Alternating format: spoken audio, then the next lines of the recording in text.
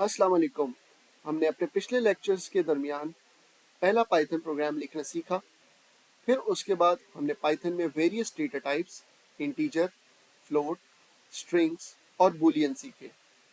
अब हमारा lecture Python में कुछ छोटे मोटे प्रोग्राम बनाने के एक्सप्रेशंस और वेरिएबल्स के बारे में डिस्कशन करेगा। आइए देखते हैं।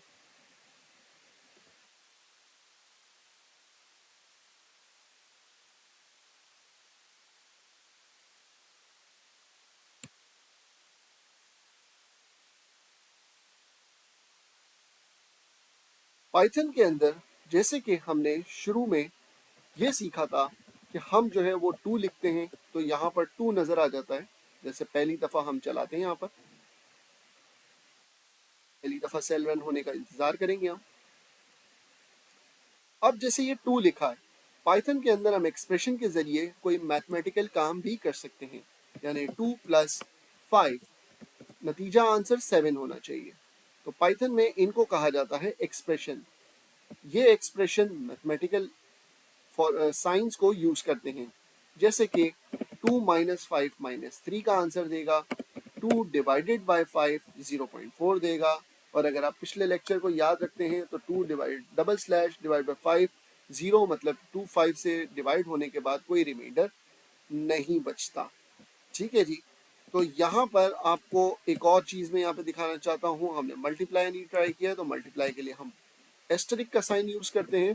2 × 5 10। मल्टीप्लाई के लिए हम x यूज नहीं करते, मल्टीप्लाई के लिए हम स्टार का फंक्शन यूज करते हैं, राइट।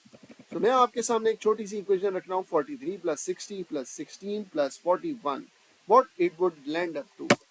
Let's see. तो 160। अब सेम एग्जांपल्स मैं आपको सब्ट्रैक्शन और मल्टीप्लिकेशन के अंदर और डिवीजन में भी करवा चुका हूँ, तो मैं इन्हें स्किप करूंगा। अब नेक्स्ट मैं अपने पास आता हूँ पाइथन में एक्सप्रेशन लिखने के तरीके पर।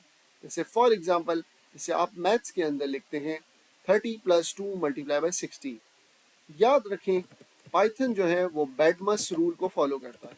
मतलब सबसे पहले ब्रैकेट सॉल्व होगा, सेकेंडली एक्सपोनेंट वैल्यू सॉल्व होगी, थर्ड डिवीजन किया जाएगा, फोर्थ मल्टीप्लिकेशन की जाएगी, फिफ्थ एडिशन किया जाएगा, सिक्स सब्ट्रैक्शन किया जाएगा।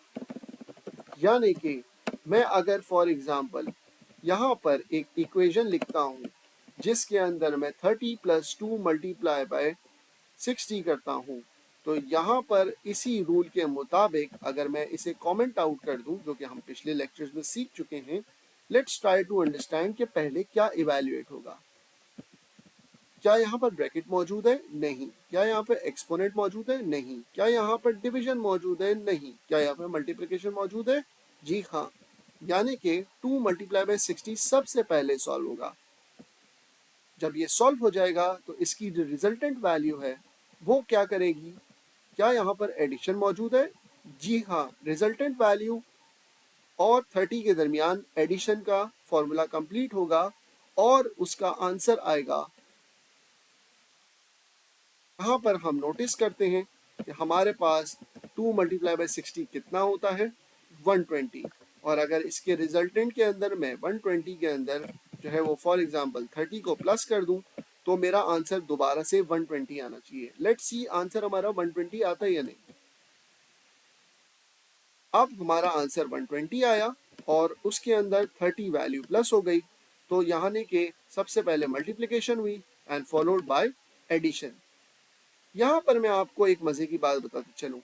अब इसी इक्वेशन के अंदर अगर मैं प्रायोरिटी ये देना चाहता हूँ कि 30 + 2 पहले हो और मल्टीप्लाई बाय 60 बाद में हो, यानी का इसका मैथमेटिकल आंसर भी बिल्कुल डिफरेंट आएगा।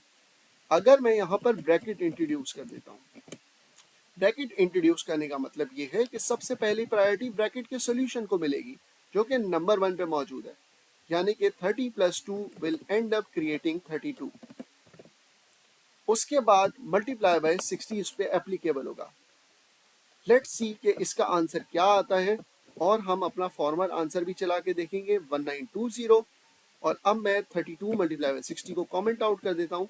इस इक्वेशन को स्टार्ट कर देता हूँ। 30 + 2 ब्रैकेट के अंदर पहले सॉल्व होगा, मल्टीप्लाई बाय 60। हमारा बेंचमार्क आंसर है 1920। Let's see and again 1920।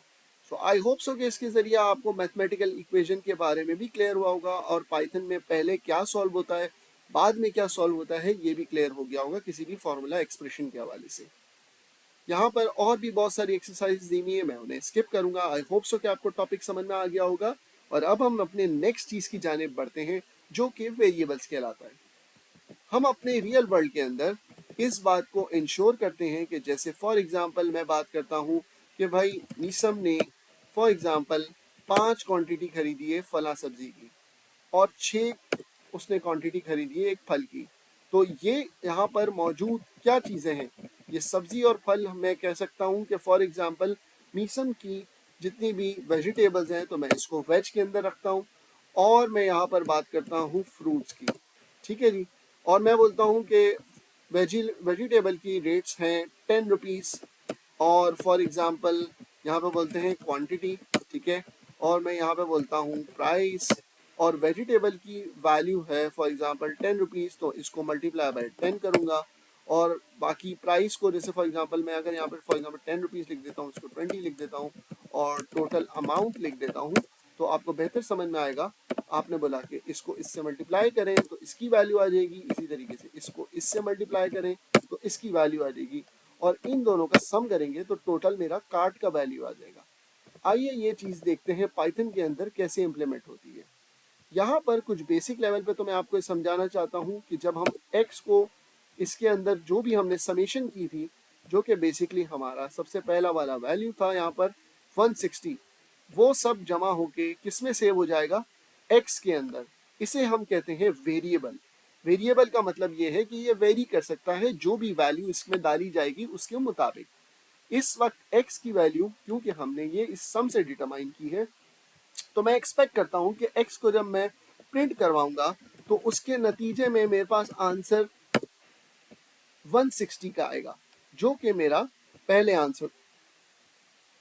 अब फायदा यह है कि मैं अपने इस 160 को किसी भी तौर पे आगे इस्तेमाल कर सकता हूं अगले इक्वेशन के अंदर। मतलब यानी कि अगले सेल के अंदर पाइथन की मेमोरी ये याद रखेगी कि x की वैल्यू 160 थी, यानी कि अगर मैं इसको 60 से डिवाइड करवाऊंगा तो I am expecting a float value to come in, क्योंकि 160 60 से कंप्लीटली डिविजिबल नहीं है, तो आंसर पॉइंट्स में आना चाहिए। और जो भी आंसर आएगा वो y के अंदर सेव हो जाएगा और फिर y यहाँ पर डिस्प्ले हो जाएगा। So let's see, we were expecting 2.666 और वही आंसर आया है, यानी कि पाइथन ने अपने वेरिएबल को अपनी मेमोरी में याद रखा, उसे 60 से डिवाइड किया और फिर जो उसका आउटकम है दोबारा से एक मेमोरी के अंदर एक वेरिएबल बनाकर जो कि y का वेरिएबल है उसके अंदर सेव कर दिया। वेरिएबल का कॉन्सेप्ट पाइथन के अंदर बहुत ही इंपॉर्टेंट कॉन्सेप्ट है और हमें इसे याद रखना ज़रूरी है। अब आपको याद होगा कि x की वैल्यू 160 थी, अगर हम इसे डिवाइड करते हैं 60 से, तो फॉर एग्जांपल अब मैं ये बात करता हूँ कि x को 60 से डिवाइड कर दो और दोबारा से x में सेव कर दो, यानी कि x की वैल्यू इस वक्त 160 थी, जब 60 से डिवाइड होगी तो हमने नोटिस किया 2.66 थी। पिछली दफा हमने y वेरिएबल में सेव कराया था, मतलब मेमोरी के अंदर दो वेरिएबल्स थे, x की वैल्यू 160 थी, y की वैल्यू 2.66 थी। लेकिन अगर मैं पाइथन को बोलता हूं कि x को डिवाइड बाय 60 करो और x के अंदर ही सेव कर दो, यानी कि वो ये करेगा कि जो वैल्यू उसकी मेमोरी में करंटली मौजूद है उसको इस्तेमाल करते हुए डिवाइड बाय 60 करेगा, यानी 160 डिवाइड बाय 60 करेगा, जिसका आंसर आएगा 2.666 और उस 2.66 को x का पार्ट बना देगा। यानी कि अगर फॉर एग्जांपल पहली दफा जब मैं चलाऊंगा तो इसका आंसर 2.666 आएगा। अब 2.666 x की वैल्यू है, अगली दफा दोबारा से इस सेल को एग्जीक्यूट करूंगा तो अब पाइथन की मेमोरी के अंदर x की वैल्यू 2.666 है, जो कि डिवाइड होगी 60 से, तो और फर्दर डिवीजन हो जाएगा और ये नंबर घटता चला जाएगा। आइए देखते हैं कि हम कई दफा इस सेल को रन करते जाएंगे और ये नंबर घटता चला जाएगा। आई होप सो कि आपको इसका मतलब समझ में आ चुका होगा कि पाइथन अपनी मेमोरी में किस तरह से चीजें स्टोर करता है और दूसरी चीजों को ओवरराइड भी कर सकता है अगर आप उसका रेफरेंस दोबारा से इस्तेमाल करें। अब यहाँ पर टोटल मिनट्स की बात हो रही है तो हम यहाँ पर टोटल मिनट्स कैलकुलेट करते हैं। 142 मिनट्स हैं।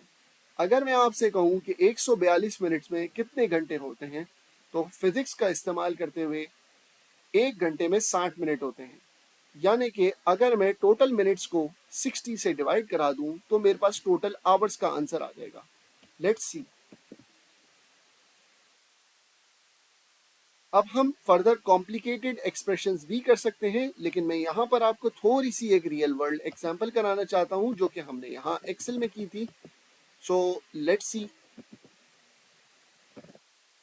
मैं अपने वेरिएबल का नाम mes_fruit अंडरस्कोर क्वांटिटी रख रहा हूँ और इसी को कॉपी करता हूँ और यहाँ पर माजरत चाहूँगा, दोबारा से मैंने रन कर दिया। मैं क्वांटिटी रखता हूँ और ऊपर वाले को मैं कर देता हूँ वेज। वेज की क्वांटिटी मेरी कितनी थी 5 और मेरी फ्रूट की क्वांटिटी कितनी थी, अगर मैं एक्सेल पे आके वेरीफाई कर लूँ तो वो 6 थी। अब मैंने पाइथन को ये दोनों वेरिएबल्स स्टोर करवा दिए। इसके बाद मैं पाइथन को ये बताऊंगा कि प्राइस क्या है, यानी कि मैं थोड़ी सी अपनी टाइम बचाने के लिए मैं इसको कन्वर्ट करता हूँ मेस वेज प्राइस, और क्योंकि ये मेस की ओनली नहीं है बल्कि ये वेजिटेबल की ही प्राइस है तो मैं इसको यहाँ लिख देता हूँ और इसको मैं लिखता हूँ प्राइस, क्योंकि नेमिंग कन्वेंशन पाइथन में बहुत इंपॉर्टेंट होते हैं। वेजिटेबल की प्राइस हमने 10 रुपये मुकर्रर की थी और इसी तरीके से हमने फ्रूट की प्राइस 20 रुपये मुकर्रर की थी। तो यहाँ पर अगर मुझे for example mess underscore veg underscore total निकालना हो और साथ में ही अगर मैं mess underscore fruit underscore total निकालना हो तो आपके मुताबिक मुझे इस वेज क्वांटिटी को मल्टीप्लाई कर देना चाहिए अपनी वेज प्राइस से, इसी तरीके से फ्रूट प्राइस को मल्टीप्लाई कर देना चाहिए अपनी फ्रूट क्वांटिटी से, और इसी के ज़रिए मेरे पास टोटल वैल्यूज़ आ जाएंगी। और जब मेरे पास ये दोनों टोटल क्रिएट हो जाएंगे तो मैं इनको प्लस करवा दूंगा दिस, जिसको हम कहते हैं mess underscore cart underscore total, जिसमें मैं वेज का टोटल प्लस मैं मेस के फ्रूट का टोटल लगाऊँ। अब हमारी एक्सपेक्टेशन है कि हमारा टोटल आंसर एंड में 170 आना चाहिए। So let's evaluate it. Mess card total के अंदर यहाँ पर ये सेव हो चुका है। आइए अगले सेल के अंदर प्रिंट करके देखते हैं कि मेस कार्ड टोटल की वैल्यू क्या है, 170। अब आपको ये पूरा प्रोसेस समझ में आ चुका होगा with a real world case study. अब अपनी पिछली एग्जांपल को इस्तेमाल करते हुए, क्योंकि ये सारे वेरिएबल्स पाइथन की मेमोरी में स्टोर्ड हैं, मैं कुछ प्रिंटिंग कराने चला हूँ, तो आप प्लीज जरा नोट कीजिएगा।